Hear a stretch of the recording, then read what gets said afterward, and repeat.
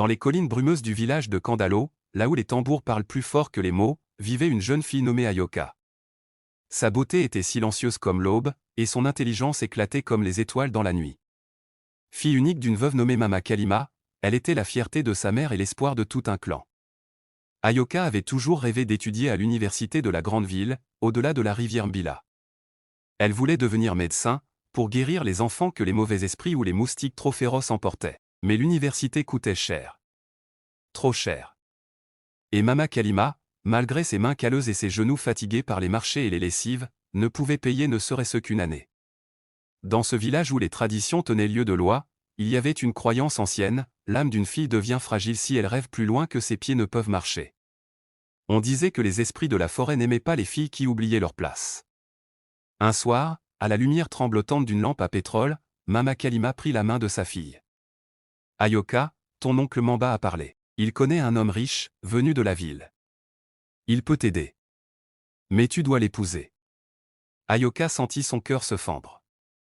L'homme en question avait déjà 2 femmes. Il avait l'âge de son père mort depuis longtemps. Mais il promettait de payer ses études, en échange de sa virginité et de son obéissance. Tiraillé entre son rêve et sa dignité, Ayoka pleura toute la nuit sous l'arbre des anciens, là où les sages racontaient les histoires des ancêtres. Elle pria les esprits, demanda un signe. Mais le vent restait muet. Quelques jours plus tard, Ayoka accepta, non par choix, mais par absence d'alternative. Le mariage fut discret, honteux. Elle fut emmenée en ville, logée dans une grande maison, mais traitée comme une possession. Son mari ne tenait pas ses promesses. L'université restait une chimère, enfermée derrière des promesses creuses et des nuits volées. Un matin, Ayoka s'échappa. Elle marcha des kilomètres, affamée, en haillons, pour revenir à Kandalo. Mais rien n'était plus comme avant. Mama Kalima, rongée par la culpabilité, avait cessé de parler. Les villageois murmuraient, certains disaient qu'Ayoka avait été punie pour avoir défié les ancêtres. D'autres, plus discrets, lui déposaient un fruit ou un peu de maïs en silence.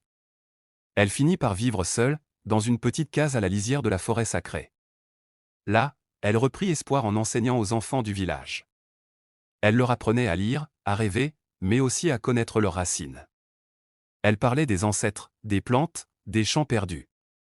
Et dans ses yeux brûlait toujours une flamme douce, celle de ceux qui ont connu le feu sans se laisser consumer. Un jour, un enfant lui demanda, « Tata Ayoka, pourquoi tu n'as pas eu la chance d'aller à l'université ?» Elle sourit tristement. « Parce que parfois, les rêves coûtent trop cher quand on est pauvre et fille. Mais ça ne veut pas dire qu'on ne peut pas en semer chez les autres. »